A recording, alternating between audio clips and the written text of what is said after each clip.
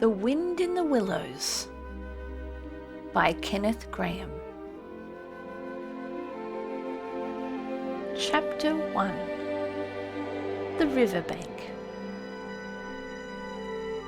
The mole had been working very hard all the morning, spring cleaning his little home.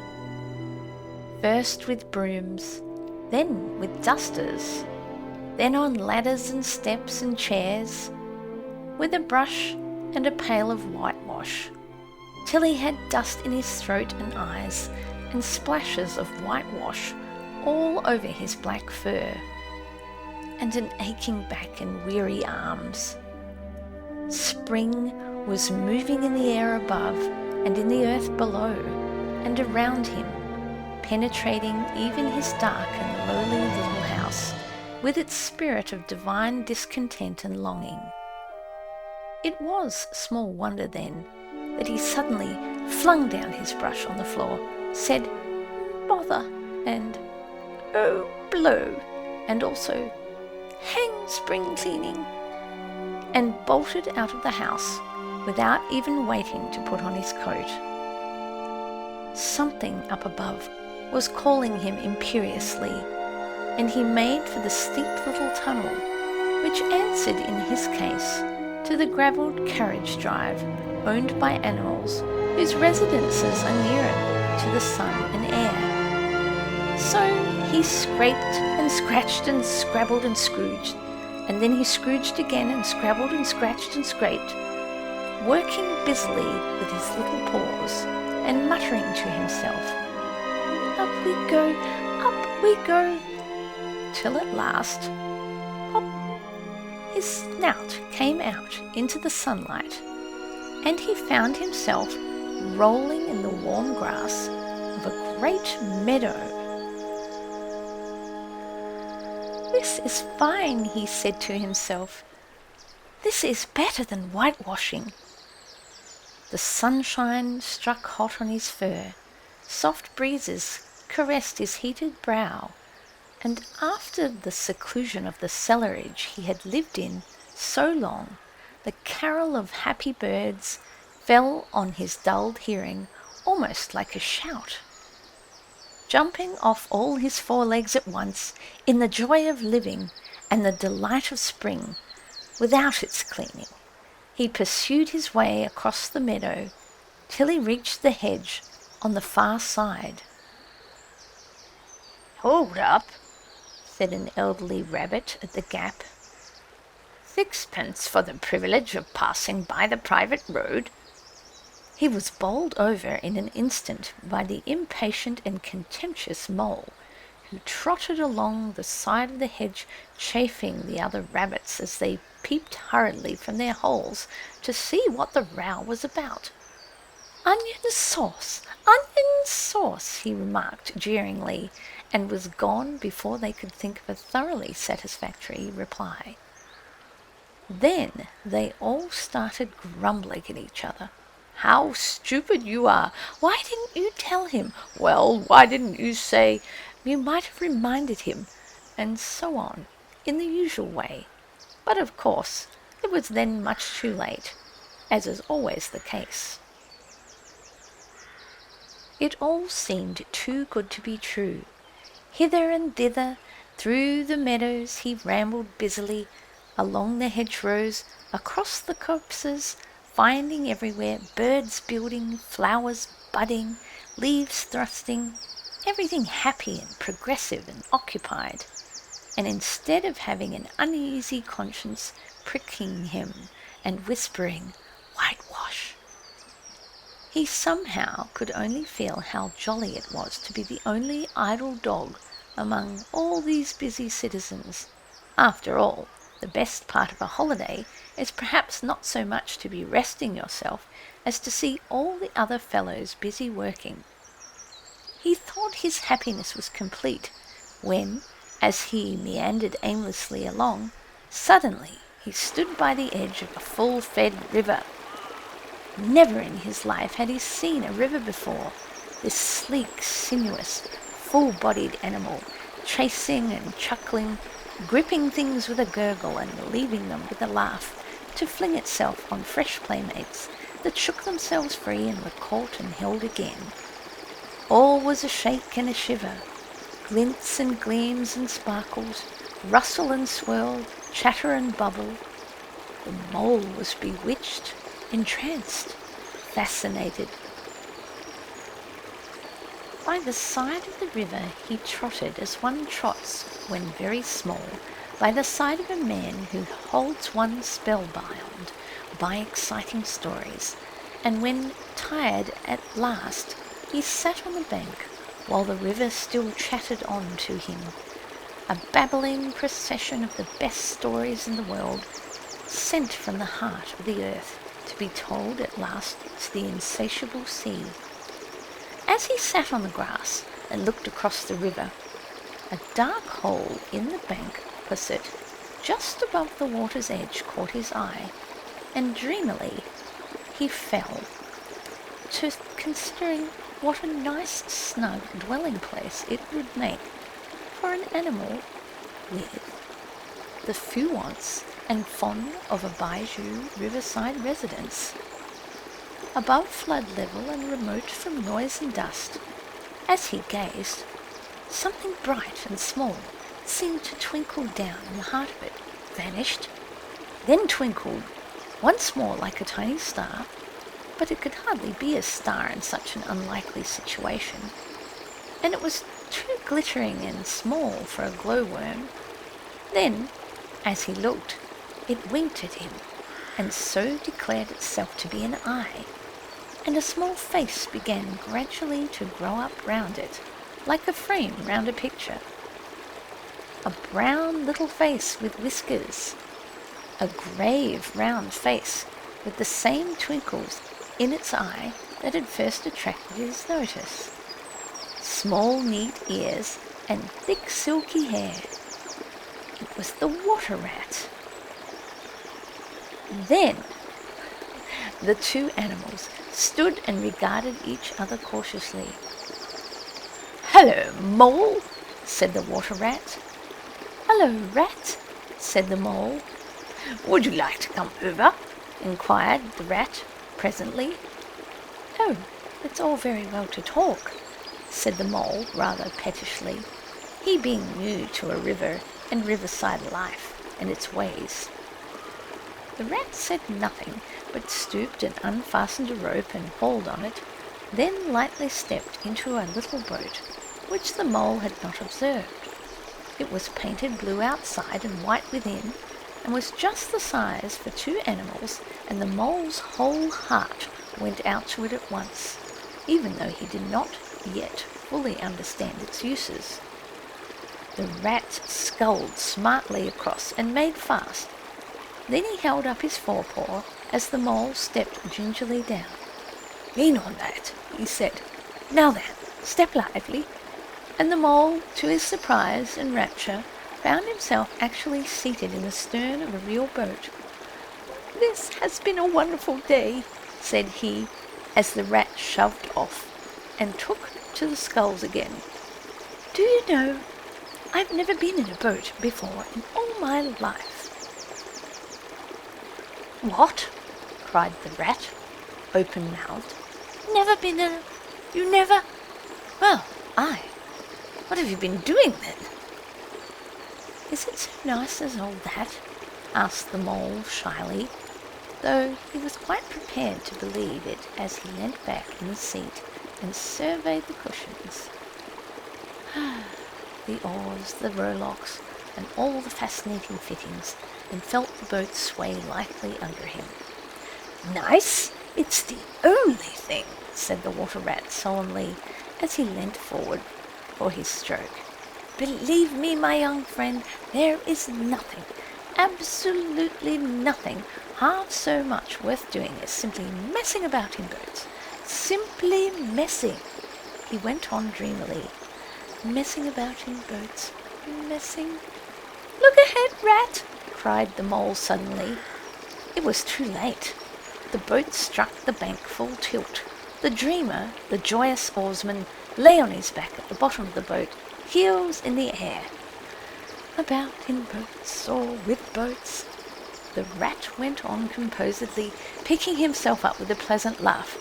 In or out of them, it doesn't matter. Nothing seems really to matter. That's the charm of it. Whether you get away or whether you don't, whether you arrive at your destination or whether you reach somewhere else, or whether you never get anywhere at all, you're always busy, and when you've done it, there's always something else to do. And you can do it if you like, but you'd much better not. Look here, if you've really nothing else on hand this morning, supposing we drop down the river together and have a long day of it. The mole waggled his toes from sheer happiness, spread his chest with a sigh of full contentment, and leant back blissfully into the soft cushions. "What a day I'm having," he said. "Let us start at once." "Hold hard a minute, then," said the rat. He looped the painter through a ring in his landing stage, climbed up into his hole above, and after a short interval reappeared, staggering under a fat wicker luncheon basket. "Shove that under your feet," he observed to Mole as he passed it down into the boat. Then he untied the painter and took the sculls again. "What's inside it?" asked the Mole, wiggling with curiosity. "There's cold chicken inside it," replied the rat briefly. "Cold tongue, cold ham, cold beef, pickled gherkins, salad, French rolls, cress and sandwiches, spotted meat, ginger beer, lemonade, soda water." "Oh, stop, stop!"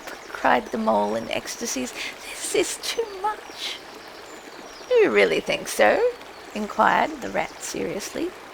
"It's only what I always take on these little excursions, and the other animals are always telling me that I'm a mean beast and cut it very fine." The Mole never heard a word he was saying, absorbed in the new life he was entering upon, intoxicated with the sparkle, the ripple, the scents and the sounds and the sunlight. He trailed a paw in the water and dreamed long waking dreams. The water rat, like the good fellow he was, sculled steadily on and forbore to disturb him. "I like your clothes awfully, old chap," he remarked after some half an hour or so had passed. "I am going to get a black velvet smoking suit myself some day, as soon as I can afford it." "I beg your pardon," said the Mole, pulling himself together with an effort. "You mustn't think me very rude, but all this is so new to me.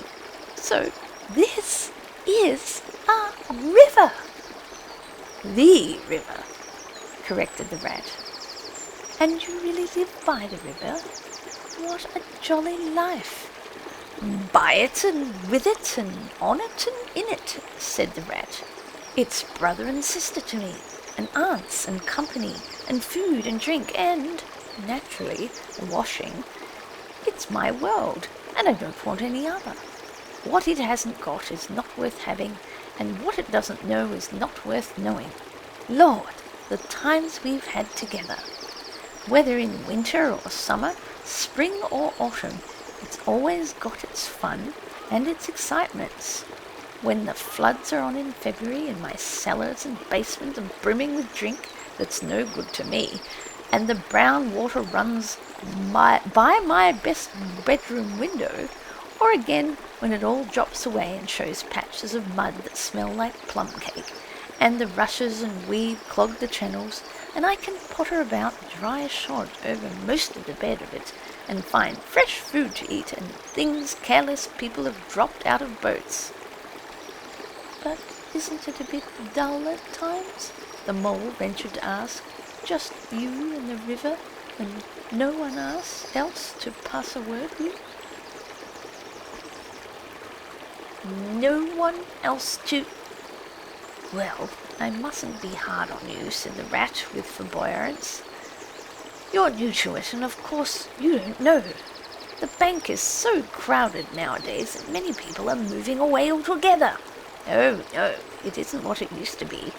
Otters, kingfishers, dab-chicks, moorhens, all of them about all day long and always wanting you to do something.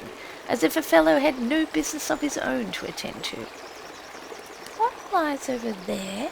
asked the mole, waving a paw towards a background of woodland that darkly framed the water meadow on one side of the river. "That? Oh, that's just the wild wood," said the rat shortly.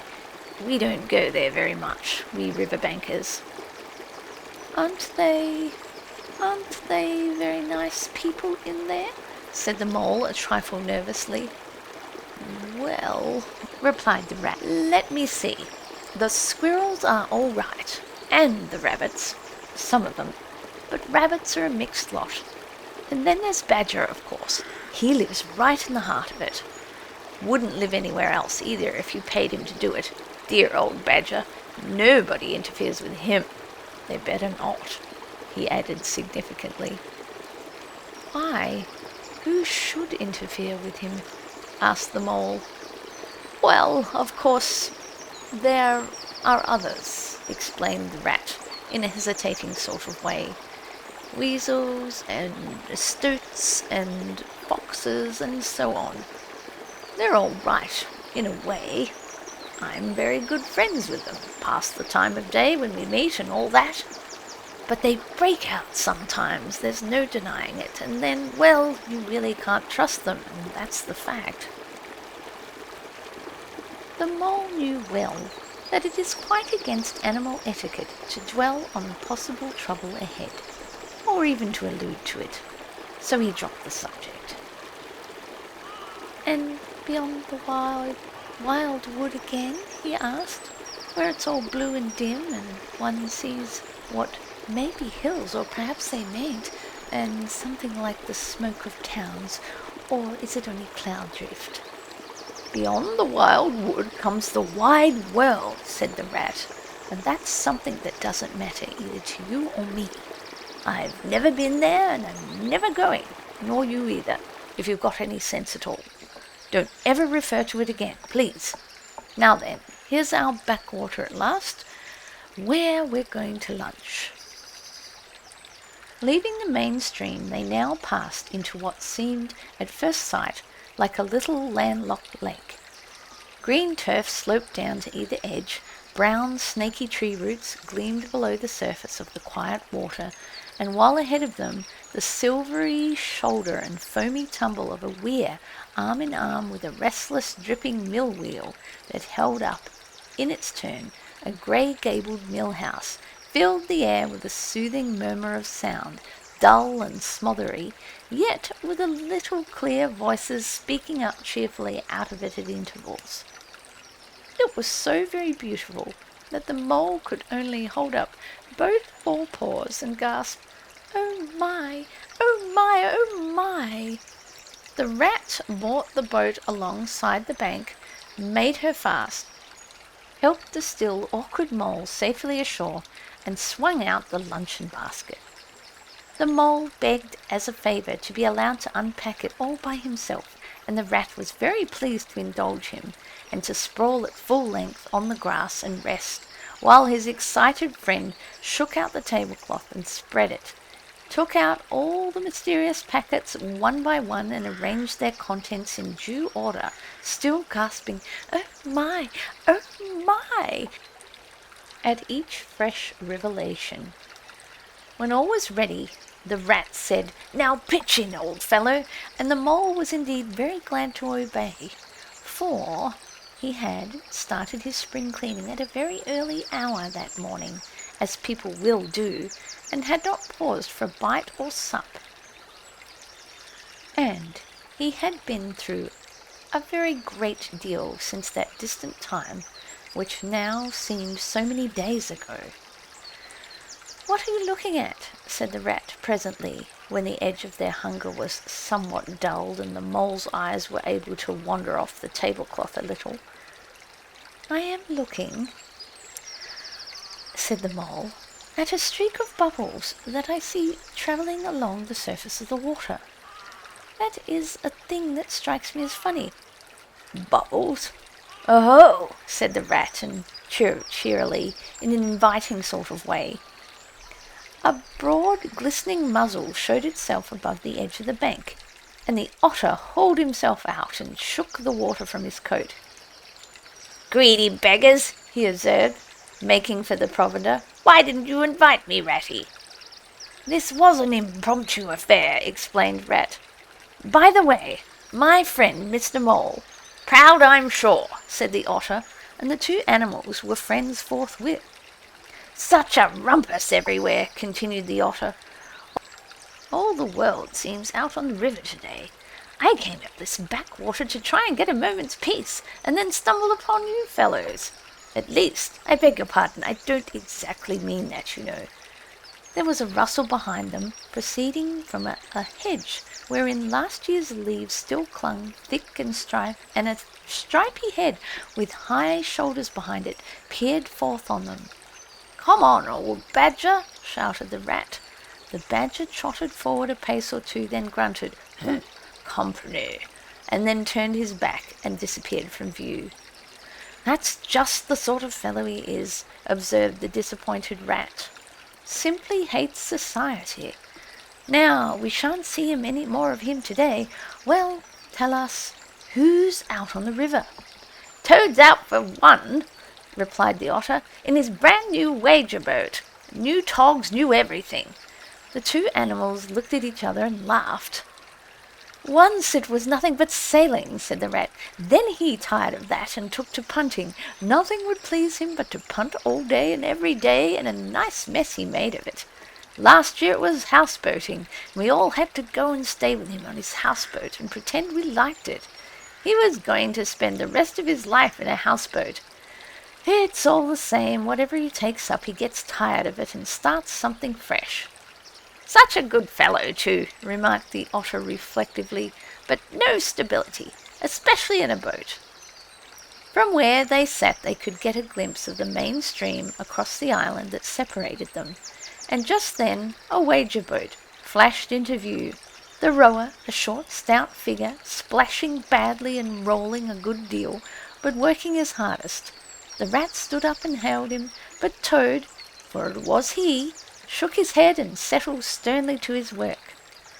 "He'll be out of the boat in a minute if he rolls like that," said the rat, sitting down again.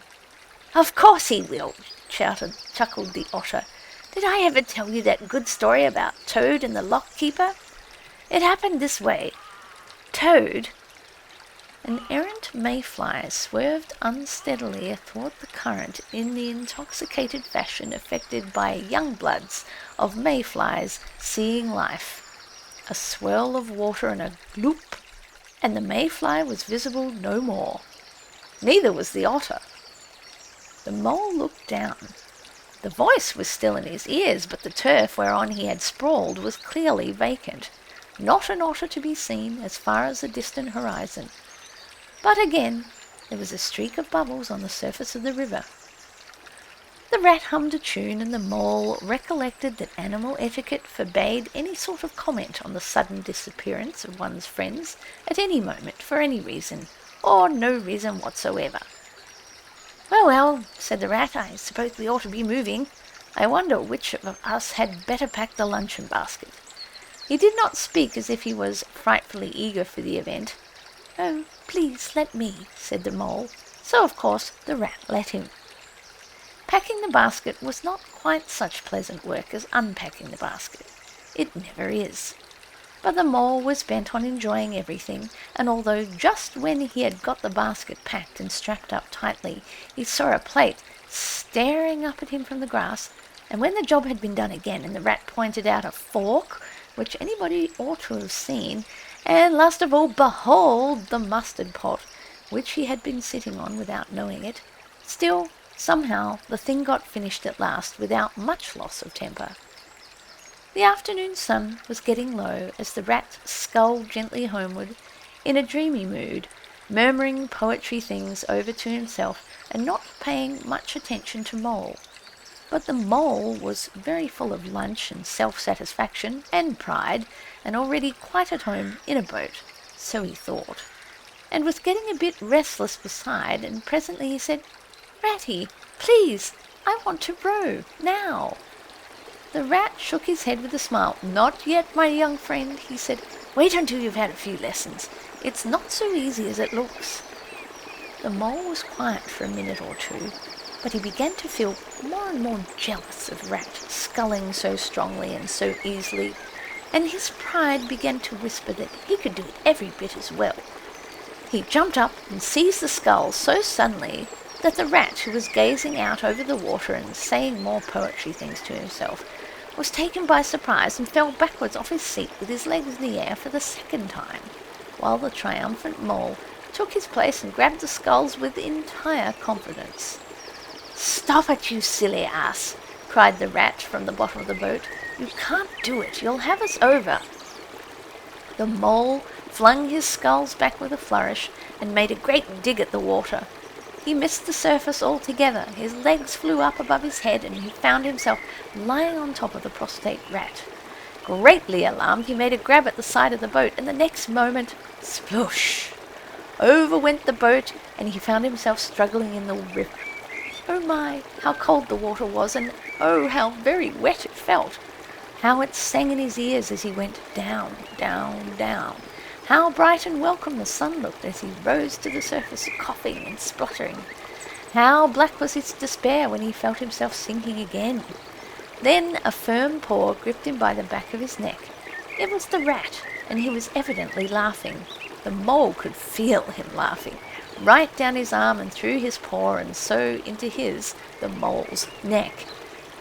The rat got hold of a skull and shoved it under the mole's arm. Then he did the same by the other side of him, and swimming behind propelled the helpless animal to shore, hauled him out and sat him down on the bank, a squashy, pulpy lump of misery. When the rat had rubbed him down a bit and wrung some of the wet out of him, he said, "Now there, old fellow, trot up and down the towing path as hard as you can till you're warm and dry again, while I dive for the luncheon basket." So the dismal mole, wet without and ashamed within, trotted about till he was fairly dry, while the rat plunged into the water again, recovered the boat, righted her and made her fast, fetched his floating property to shore by degrees, and finally dived successfully for the luncheon basket, and struggled to land with it. When all was ready for a start once more, the mole, limp and dejected, took his seat in the stern of the boat, and they set off. He said in a low voice broken with emotion, "Ratty, my generous friend, I am very sorry indeed for my foolish and ungrateful conduct. My heart quite fails me when I think of how I might have lost that beautiful luncheon basket. Indeed, I have been a complete ass, and I know it. Will you overlook it this once and forgive me and let things go on as before?" "That's all right, bless you," responded the rat cheerily. "What's a little wet to a water rat? I'm more in the water than out of it most days. Don't you think any more about it, and look here, I really think you had better come and stop with me for a little time. It's very plain and rough, you know, not like Toad's house at all, but you haven't seen that yet. Still, I can make you comfortable, and I'll teach you to row and to swim, and you'll soon be as handy in the water as any of us." The mole was so touched by his kind manner of speaking that he could find no voice to answer him, and he had to brush away a tear or two with the back of his hand. But the rat kindly looked in the other direction, and presently the mole's spirits revived again, and he was even able to get some straight-back talk to a couple of moorhens, who were sniggering to each other about his bedraggled appearance. When they got home, the rat made a bright fire in the parlour and planted the mole in an armchair in front of it, having fetched down a dressing-gown and slippers for him, and told him river stories till supper-time. Very thrilling stories they were, too, to an earth-dwelling animal like mole, stories about weirs and sudden floods and leaping pike and steamers that flung hard bottles. At least bottles were certainly flung, and from steamers, so presumably by them, and about herons, and how particular they were to whom they spoke to, and about adventures down drains and night fishing with otter, or excursions far afield with badger. Supper was a most cheerful meal, but very shortly afterwards a terribly sleepy mole had to be escorted upstairs by his considerate host to the best bedroom, where he soon laid his head on his pillow in great peace and contentment, knowing that his new-found friend, the river, was lapping the sill of his window. This day was only the first of many similar ones for the emancipated mole, each of them longer and full of interest as the ripening summer moved onwards. He learned to swim and to row, and entered into the joy of running water, and with his ear to the reed stems he caught at intervals something of what the wind went whispering so constantly among them.